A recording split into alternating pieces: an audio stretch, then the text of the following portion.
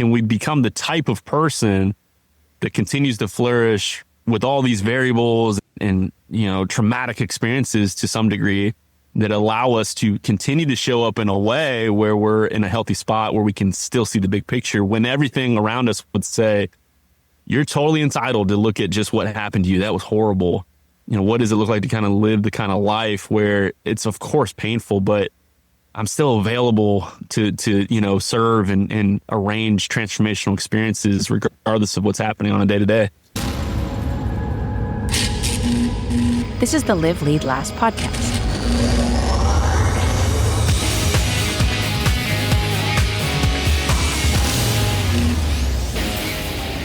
Welcome to the Live, Lead, Last podcast. I'm your host, James Duvall, and I'm so glad you're tuning in. If you're an entrepreneur, a business leader, a coach, or a creator who wants to grow with intention and lead with integrity, this podcast is for you. See, we believe that leadership isn't just about achievement, it's about alignment.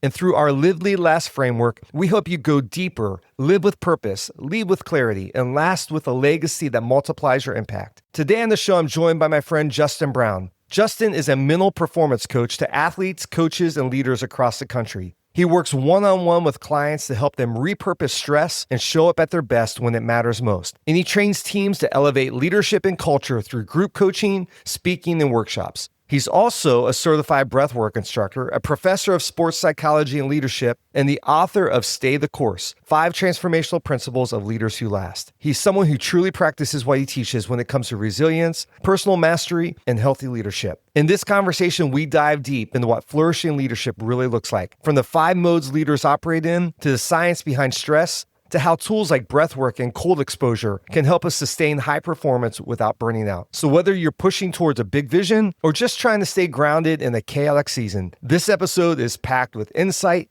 and practical tools to help you thrive. Here's my conversation with Justin Brown. Justin, welcome back to the Live, Lead, Last podcast. Man, it's crazy. I was saying I love being the closer of the first chapter, maybe one of the openers of the new chapter, but definitely excited for this new project you got here, James. Awesome. Yeah, it's been a while since we last spoke, and you actually were the last interview I did before we paused the Live, Lead, Last podcast and getting ready to launch it again. I went back through previous guests and you're at the top of the list. I want to catch up with you and see what was going on with Stay the Course. And so glad you're on the show with us. Hey, why don't you give us a quick refresher on who you are and what you do? Yeah, so my name is Justin Brown. Most people just call me JB. That's become my name. And so I'm a mental performance coach working with athletes, coaches, and leaders.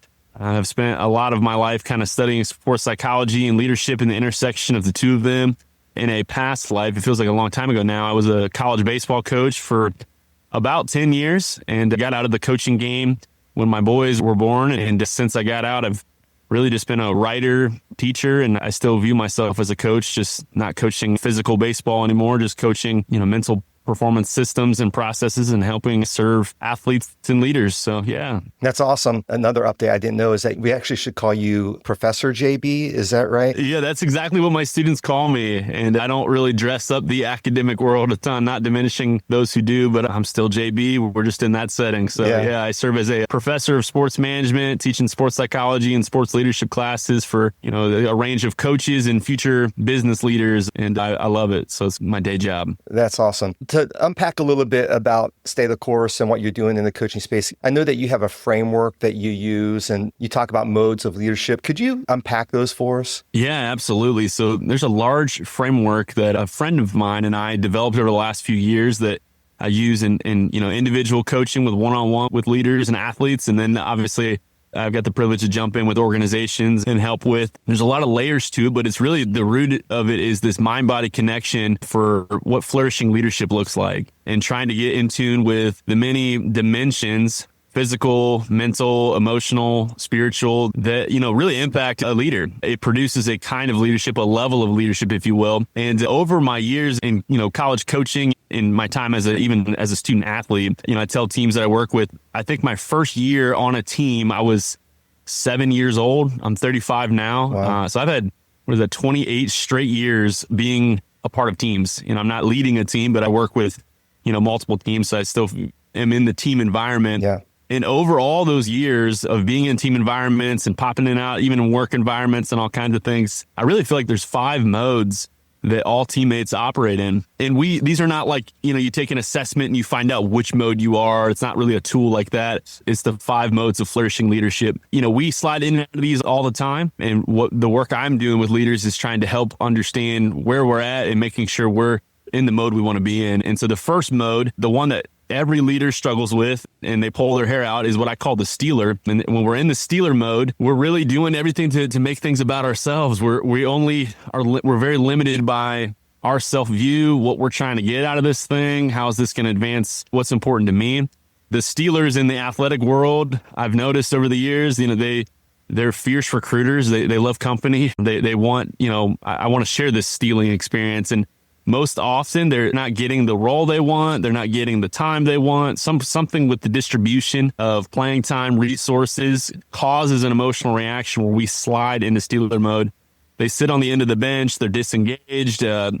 They're the teammate that if you have a team meeting, the second we leave the team meeting, they're whispering about the coach. They're whispering about other people. And I spent most of my time, to be honest with you, in my career in college coaching, just pulling my hair out, losing sleep over the Steelers that I was charged with leading. And so I've kind of learned there's more going on under the hood for a Steeler, that there's some mental, emotional, spiritual things that are causing someone to slide in. I've never come across a human being who says, what I really want to do right now is I want to steal this whole experience and focus only on myself. But yet we end up there all the time.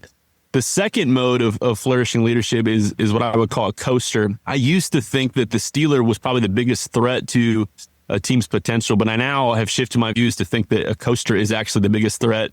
A coaster can be a kind individual. They're not a troublemaker, if you will, but because of their sense of apathy and complacency, they never really get out of third gear of the car. Yeah. We never find that high RPM and drive. There could be a variety of reasons for why that is. Sometimes in sports, it's a social experience for them. It's like, I'm only playing because my friends are doing it. I'm not really committed to being elite at this thing. I'm just kind of here. The coasters that I see in the world, they show up. If practice is at 3, they're rolling in at 2:57. If it's done at 6, they're out by 6:02.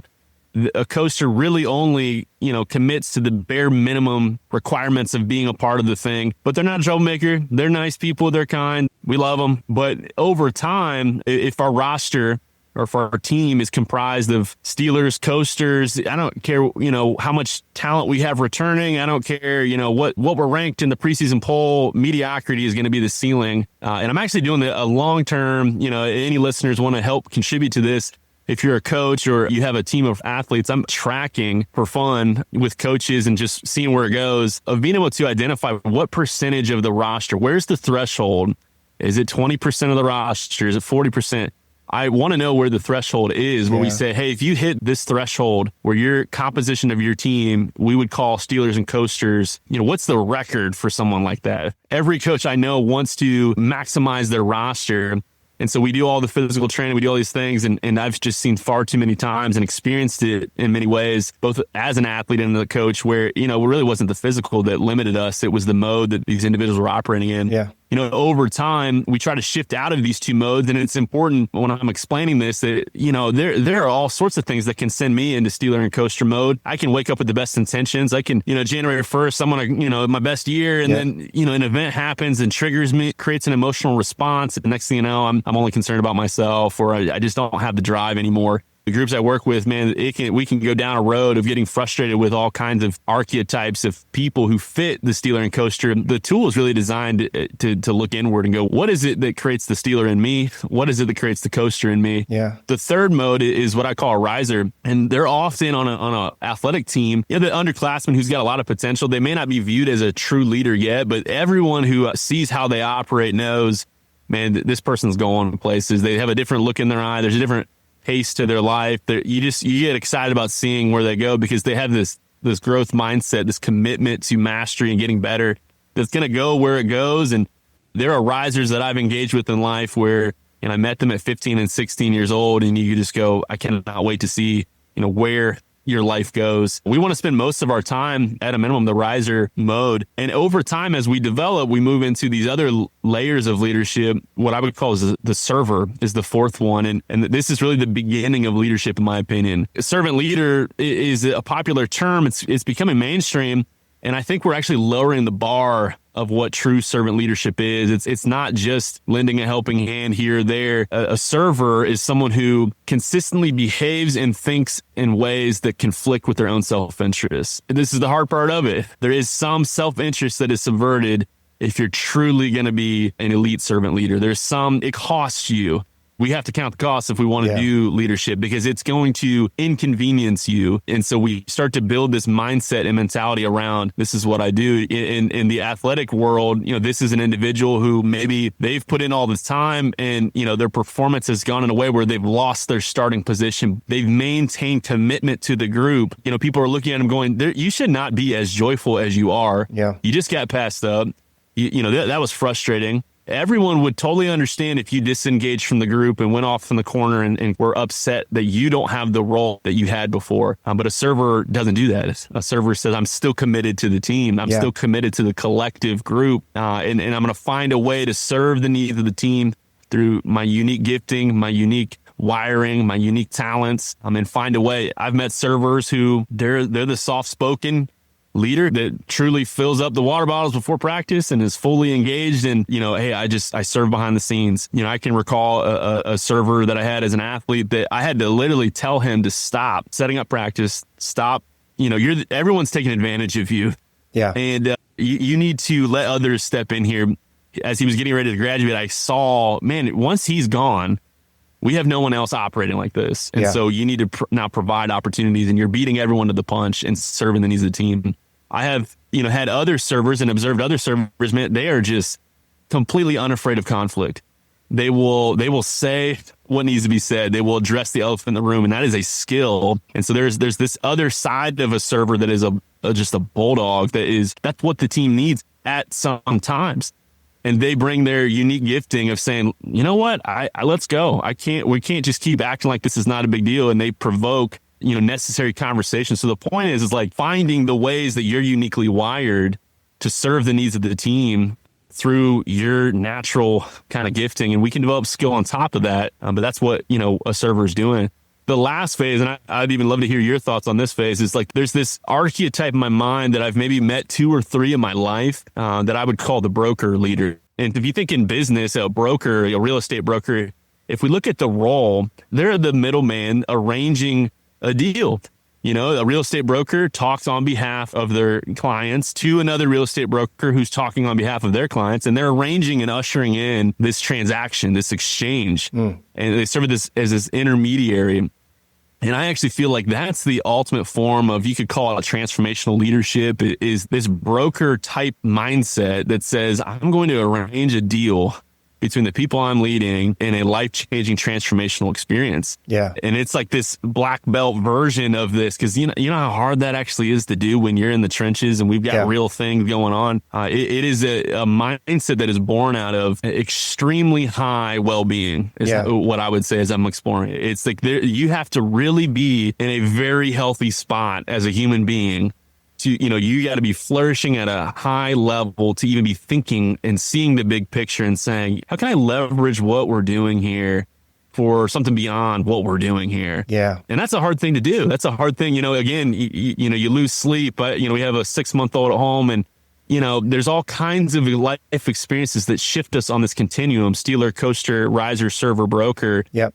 And it's not, enough to just aspire to be one of them. It's okay, what mode am I living in most often? Yeah. How would I even begin to shift my way through some of these 5? And then, what are the close people in my life saying? Hey, I've noticed this type of experience shifts you out of that broker mode. You had that, great outlook, and then, someone criticized you, and now it blew up. And there's all kinds of real realities I get the privilege of spending time discussing to take this tool and make it come alive. So that's what I would say, the 5 modes of flourishing leadership. I have so many thoughts on that, and we may just live here for a little bit because I think it's so powerful. Mm-hmm. And there's so many crossovers, obviously, from sports to leadership and organizational leadership. A couple thoughts. First of all, when you're talking about the server, a lot of times you said, you maybe, get passed over. Sometimes things happen to us in life that sidetrack us or sidetrack our dreams or sidetrack our ambition. And we have the choice to go, hey, I'm either going to stay involved both of us are Buckeyes, Ohio State fans. And when you're talking about it, I thought of just this last year of the championship run and thinking of even somebody like Seth McLaughlin, who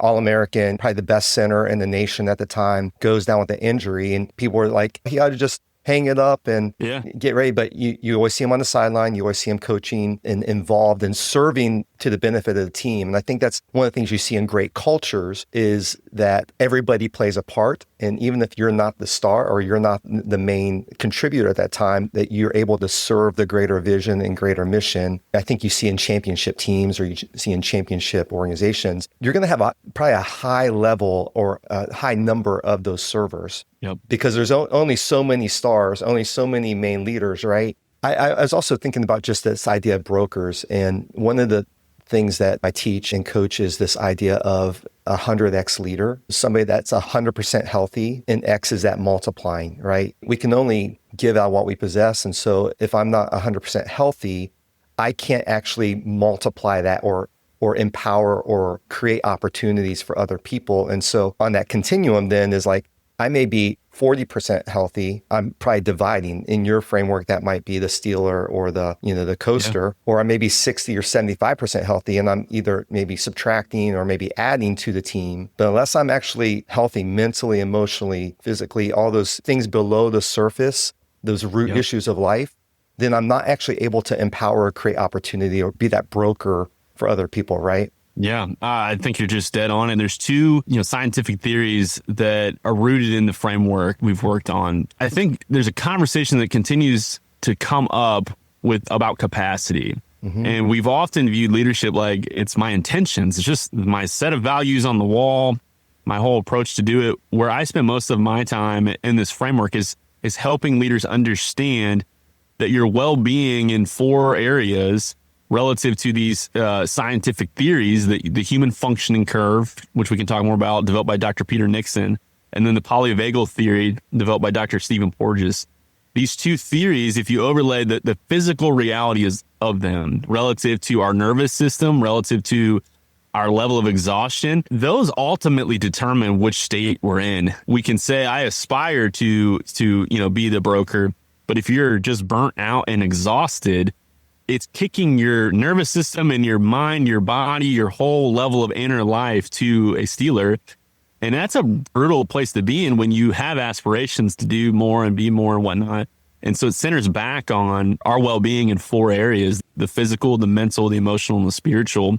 And we define flourishing physically as not just your bench press and your mile time and all of that. Like those are obviously, helpful indicators, but it really comes down to physical restedness. One of the markers that I'm working with leaders on is like, what is your resting heart rate? Because that is an indicator of stress and capacity and exhaustion. We could say, well, I'm not training for anything. That's not the point. And ultimately, we would say leadership is so taxing that you are, whether you realize it or not. You're stressed, and this is a high performance environment, and it's hard, and you don't really want to do it, and it's going to create some sense of depleting your resources. Yeah. And so what does it look like to be physically rested to ultimately be one cog that, helps determine what mode we're in? Our desires aren't enough. We all want to wake up and go, I want to be a server and a broker today. I want to go that direction. Then you mentioned Seth McLaughlin, and now what do I do? My whole plan is derailed. Yeah. Can we become the type of person that continues to flourish with all these variables and, traumatic experiences to some degree that allow us to continue to show up in a way where we're in a healthy spot where we can still see the big picture when everything around us would say, you're totally entitled to look at just what happened to you. That was horrible. What does it look like to kind of live the kind of life where it's of course painful, but I'm still available to serve and arrange transformational experiences regardless of what's happening on a day-to-day. I know what it feels like to lead on empty, exhausted, distracted, and wondering if you're really making an impact. That's why I created the free 5-day leadership reset. Each day, I'll send you a short video and a practical tool that you can use right away to realign your mindset, recharge your influence, and reconnect where it matters most. Whether you're leading a team, your family, or just trying to lead yourself well, this reset is for you. You can get started today by going to liveleadlast.com/reset. It's interesting how much study there is just on sleep and, that whole area of rest. And the number one contributor to longevity and to health is rest and energizing yourself. The hard thing, I think, is for leaders who are like go-getters and driven to build and so forth. The things that we tend to not do are the things that are the most important. I always go back to the Eisenhower matrix. The things you should do are the things that are important, but they're not urgent, right? Yes. And so we're putting out fires and we're doing all this stuff. We're not scheduling or not paying attention to those things that are the most important. The last several months, been on just this personal journey as I'm getting older. I'll be 54 this year and wanting to have longevity. My kids are grown, but eventually we're going to have grandkids. I want to be able to still live at a high capacity. And to do that, if I want a lifestyle when I'm in my 70s and 80s, I got to do things now that not only are going to help me be a better leader now, but are going to give me the longevity of all those things. You mentioned those two psychological terms. I'd love for you to just unpack each one of those just briefly. They're both, I would say, worth a Google search, or head to my website, staythecourse.leaders.com. I write about it weekly, monthly. The first one I would say every leader needs to become familiar with is one called the human functioning curve. And it was developed by Dr. Peter Nixon. Now, here's the funny thing about it. This was not developed at some like Adidas High Performance Institute, IMG Academy or something in these, super elite athletic performance environments. It is a cardiologist who was studying the effects of stress on the human heart, like the literal heart, not heart in the term of like, oh, they got a nice heart. We're talking the literal heart that pumps blood. He found there's these zones that we operated in. One is like this performance improvement. There's this necessary balance between stress and performance. We do need stress. Most of our younger generations, they're getting this kind of distorted relationship with stress.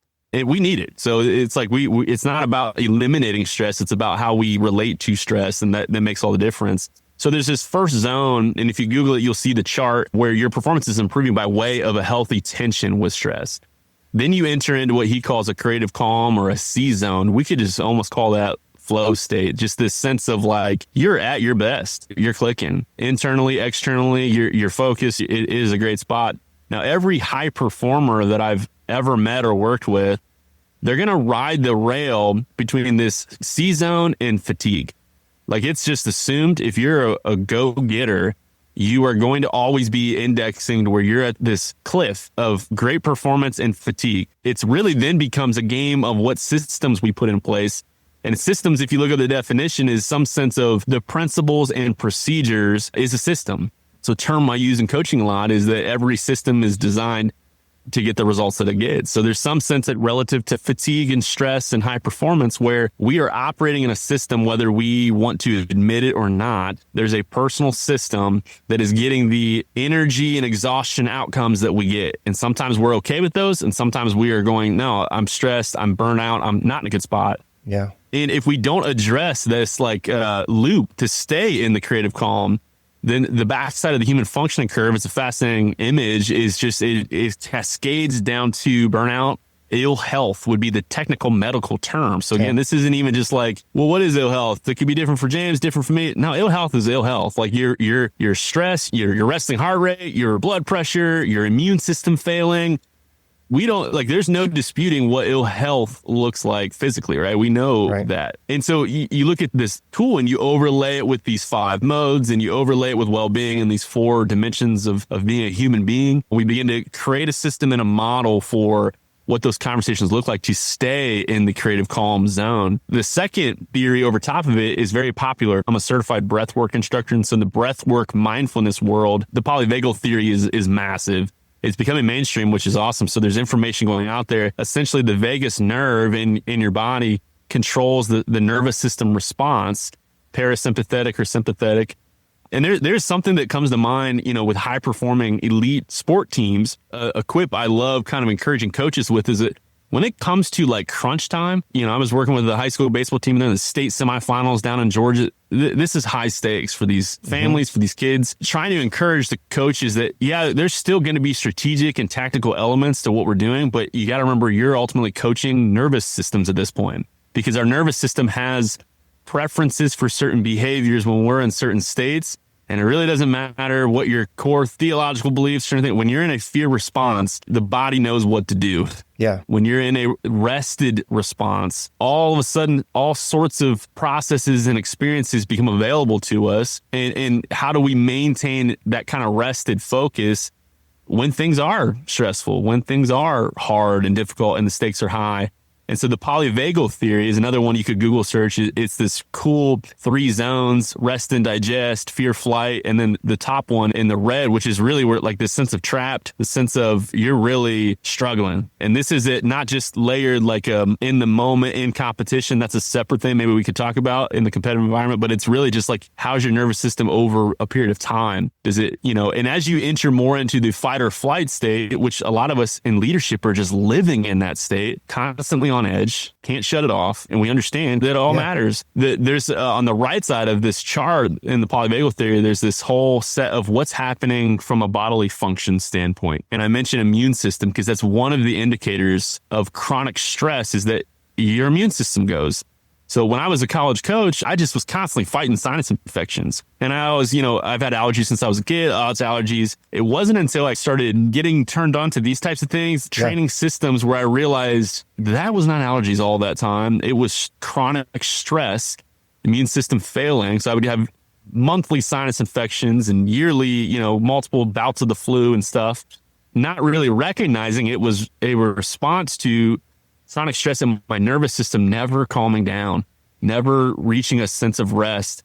And I'm a follower of Christ, and I know rest is available to me, and I know all these spiritual realities, but your nervous system keeps the tabs on how you're really operating, right? Yeah. And it wasn't until you add some practices in here in response to these two realities overlaid with all the other things, the mental, emotional, and spiritual, that you start to kind of, all right, we can organize this in a way where rest and recovery just takes a totally different meaning in these physical realities, these medical truths, if you will. So that's the long of it. But I would encourage any leader for those two models to start getting familiar with them. Okay, let's get really practical then. I hear a lot about breath work and daily breathing. So could you give us some how-tos or some tips that begin using breath work as a leader who's on that ledge all the time? What are some things that they can daily do to begin incorporating breath work into their life? And also, what does that look like practically? Yeah. So practically, there's all kinds of things available. I would say first is, let's determine what it is not. It is not necessarily meditation. Okay. It's not necessarily prayer. Now, I would say, like I've said, even on the past on this podcast, I'm a follower of Christ. And I would say my relationship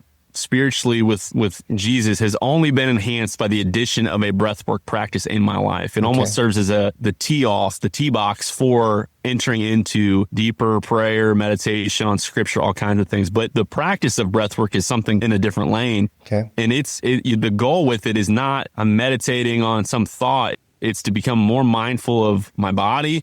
It's almost to get silence of the mind. All you're thinking about is counting your breaths. Let's just get one out there from a practice is to practice what's called resonant breathing. Okay. And each of us have technically a different cadence of resonant breathing, but the generic one, and most of them land somewhere between 4 seconds in on the inhale, 6 seconds out on the exhale. The goal with this is to extend the exhale as long as you can. Okay. If you can get to 7 seconds, 8 seconds.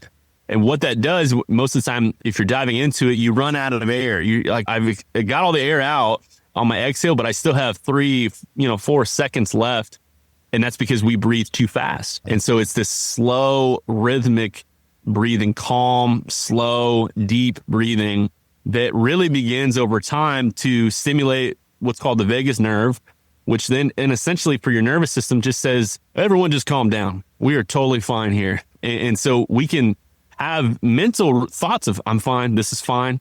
God is going to provide whatever we want to do in the mind. The body is living in a different reality. Yeah. And so breath work in a way can connect that. And by slowing our breathing down, 4 seconds in, 6 seconds exhaling, you begin to breathe at a respiratory rate that triggers our nervous system, the realities of our physical body, to respond in a rested state. We don't, respond to everything like, there's a saber-toothed tiger over there. I'm fight, flight.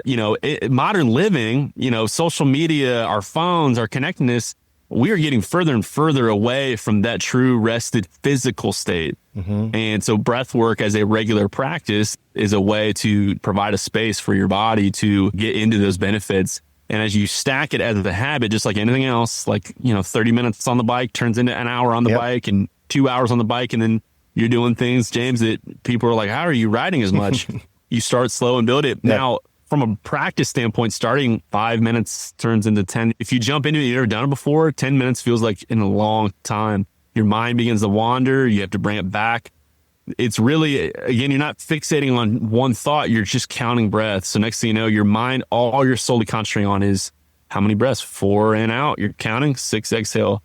And as you stack time, it becomes a really awesome practice for some. I wouldn't, for others, there's some, if you're fighting, bouts of anxiety and things, that may not be the intervention that would be needed to kind of get that rest and digest. But for most stressed leaders, it's definitely a club to have in your bag, if you will. So you start every morning with breath work then? Yeah, so I've worked it to where I'm doing 2 bouts of 20 minutes a day, one in the morning and then one usually in the afternoon or evening. Okay. And this kind of, for me personally, is getting overlaid with cold immersion. Cold plunges are popular. What that is doing is just shifting the state of your brain. And so, there's some practices. Andrew Huberman's obviously the expert on all of that, and it's widespread with his protocol. I'm just following his protocol these days. Okay. 3 or 4 days a week, totaling about 12 minutes, in cold water. So these 2 practices are really helping gain clarity of thought and stress response and just getting it in that kind of creative calm, as the human function curve would call it. I heard Gary Brecka talk about doing breath work at night, and he compares it to Xanax because the ability to calm the mind. And I know so many people try to medicate themselves at night to go to sleep. So have you seen that power of breath work at night to help people calm their minds also before they go to sleep? 100%. A lot of the clients I'm working with, one of the things we'll find early on is that they're struggling with a regular sleep pattern, largely due to the demand and stress that comes with what they do. They're college coaches, they're business executives. We're not denying and saying, hey, don't worry about it. No, there are realities that come with leadership and high performance that we've got to embrace and deal with. And one of the first signs of, okay, we're getting overmatched, we're getting handled here, is the loss of regular sleep. It's not necessarily about the hours. Of course, the recommendation's 7 to 9, but we all have different rhythms and whatnot. But when I hear someone express, I can't sleep, or I wake up and I can't fall back asleep, there's a reality there that, we've got to address. And one way that is working for some is the use of breath work. Resonant breathing is just one type of breath work. You hear another popular one called box breathing, where we're leveraging breath holds to trigger that nervous system response. And for someone with a racing mind, if they're, they're in conflict or their mind, I can't shut my mind off. The use of breath holds on regular cadences is a way to trigger some of that. And again, get our mind off of whatever is racing and on to counting and really controlling our breath. I've got many clients who have been able to leverage these things and fall back asleep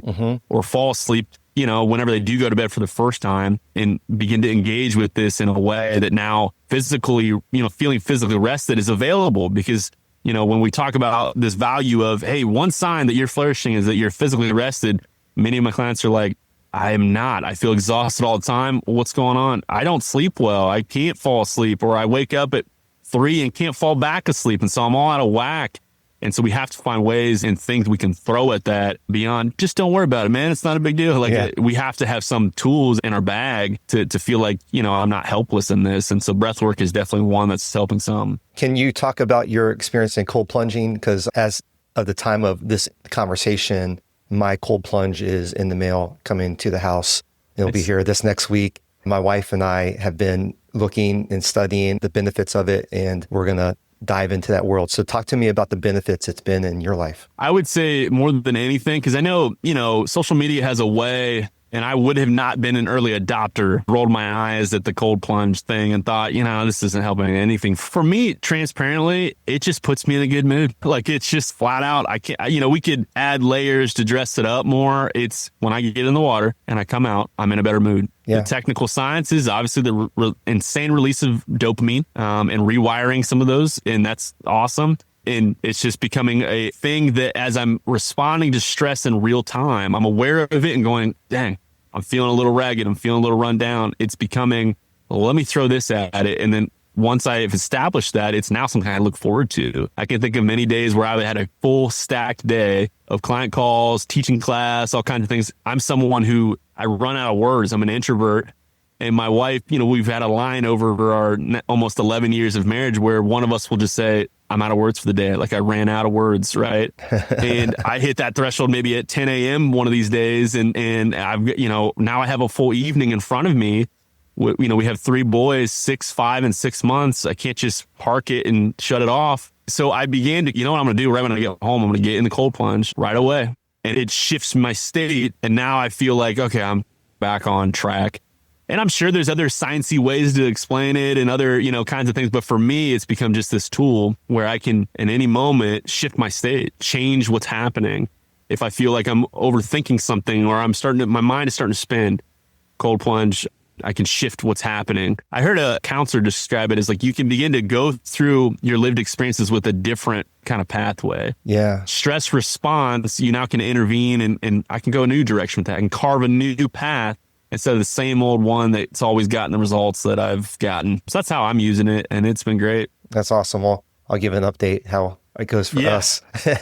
We're excited about it. So yeah, I'd love to talk a little bit about your podcast because you've had the podcast for a while and you recently, I don't know how recent, but you rebranded it to How to Flourish. And I'm always interested in that pivot of where you wanted to rebrand the name. And so talk to us a little bit about your podcast and why you rebranded it and what role it plays in your coaching and what you do in performance training. Yeah. So we kind of rebranded. I think our original one was just the Stay the Course Leadership podcast. And it really started to feel like when we developed the framework, which we call the How to Flourish framework, really shifted the conversation of trying to get it more practical around how does someone flourish in the demands and stress of high performing leadership. Are we just resigned to grinding and stressing and just, I'm going to live a miserable life, but I guess we're getting good results? Or can we begin to shape a different kind of human experience through that? And so we shifted all kinds of things. I write a weekly newsletter with my buddy Marcus Williams. He writes and I write a weekly newsletter. We just call the How to Flourish newsletter. And then the podcast aligned with that. And what we're doing with it is every month we kind of do a deep dive. For us, our affinities in sports and who I'm primarily working with are sports-minded athletes and coaches. And so we'll dive into anyone from Joe Mazzulla, the Boston Celtics coach, to our last month was Andre Agassi, the longtime great, one of the best, American tennis players ever. We've talked about Ryan Day and the Buckeyes. Obviously, we're Buckeyes, so we'll dive into that. And it's rooted in my curiosity. I wish there was a better way to describe it, but some of this is just how I'm wired. I find something that's like I'm just very curious about, and then it gives me this space to go on this deep dive and really go research and dive in and listen to this podcast, read this book, read that interview, and begin to come back out of that and piece together something coherent. That aligned with the concept of flourishing as a leader. So that's kind of the genesis of it. I think it's been this way for a little over a year now. We've been in the How to Flourish mode versus just the generic Stay the Course leadership. So it's an interesting concept because you're really taking your learnings from other people and using them as case studies to build on the frameworks of flourishing in high performance, right? It's not necessarily an interview show. It's really you and Marcus talking about your learnings and actually, you're becoming the DJ, if you will, of learning, taking all that stuff and kind of going, here's how you can take and apply this to other people, right? Yeah, you nailed it. I need to actually bottle up how you just described it because that's exactly the intention of what we're doing with it. They are really case studies, and some of that is kind of my academic mind, and I love a good case study. There are times where I would be like, man, it would be amazing to interview Joe Mazzulla straight up on this and talk about these things that we're talking about on the podcast, and maybe someday we'll have the opportunity to do that kind of stuff. But it really is diving into the kind of the unseen things, these behind the scene contributors to what we're witnessing, and then connecting it back to our framework and flourishing leadership. I read a lot. I'm an avid reader. And, I've always coached people on reading that any problem, any situation, any circumstance you're going through, somebody before us has actually went through it, made it through, and actually wrote about it, right? And so 100%. To be, most people aren't, I think the average person reads one book a year, and so a lot of people aren't sitting down and listening to long form podcasts. But if you can find those people that you trust, like yourselves, to actually compile that information and give me what I need out of it, it's such a great format. So you release those on a monthly basis? Yeah. Once a month. we'll do a deep dive there. Our last one was Andre Agassi. And it truly came out of exactly what you described. I'm a reader and I read his biography. I am finding the older I'm getting, I love biographies.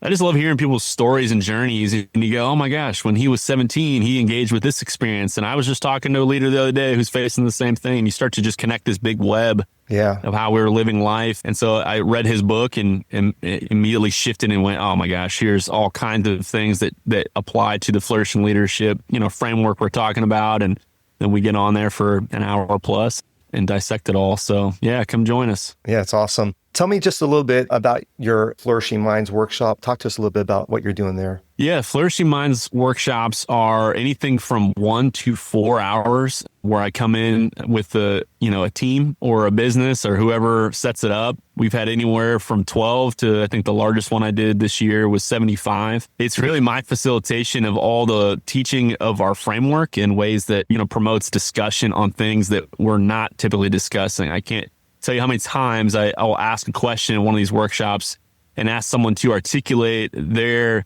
thought on something or, hey, what's your system for this? And I'm met with, I don't know, I never really thought about it. And, as I hear that and tie it back to all the things we've researched with human flourishing, you go, we need to have a response to that. We need to be able to articulate our system, the principles and procedures. And it's not to pick on anyone who's not doing that because life is fast paced and we got a lot going on. But it really provides an opportunity to stimulate some of those. My favorite thing about some of these workshops is to ask a question and the room is silent, but there's a lot of furrowed eyebrows. There's a lot of deep thinking going on. I tell people I'm getting addicted to the sound of silence. And it's because I know wheels are turning. Mm-hmm. I know, that's important, and I need to think more about what that looks like and how that plays out. Beyond the 4-hour workshop, I'll stay connected to some groups via Zoom and we'll pick up those conversations, but provide these teams the chance to really dive into their collective systems that we're talking about for flourishing and then their individual systems for flourishing based on their personality and all kinds of things. And so it has been a blast. It's mostly roundtable discussions and it's just this large classroom in a sense. We do get practical if folks want. I've led breathwork experiences as well, and to where you can experience some of that. Yeah.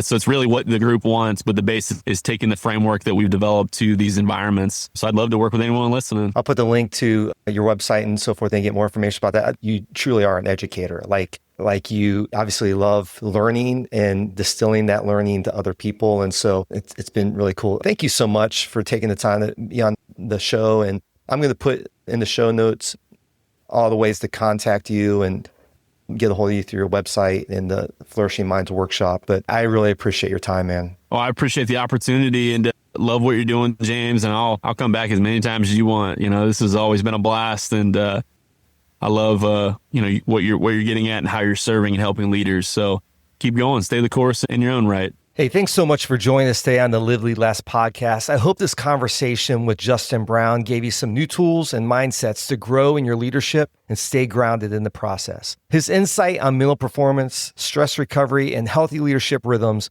is something every leader needs to hear. Hey, if you want to go deeper, check out the show notes. You'll find the links to connect with Justin, access his book, Stay the Course, and learn more about the Flourishing Minds workshop. There's so much good stuff in there. So whether you lead a team, a business, or just want to lead yourself better, check that out. And speaking of staying grounded, I wanted to give a quick update. I did get my Titan cold plunge system, the Bravo with the 1/3 horsepower chiller. And I've got to say, it's already been a game changer for my energy, recovery, and mental clarity. I've dropped a link in the show notes, so if you want to check out the exact setup I use, I highly recommend it. If this episode encouraged you, go ahead and subscribe or follow the podcast and share it with someone you know who could use it. Invite them into the conversation. We grow stronger when we grow together.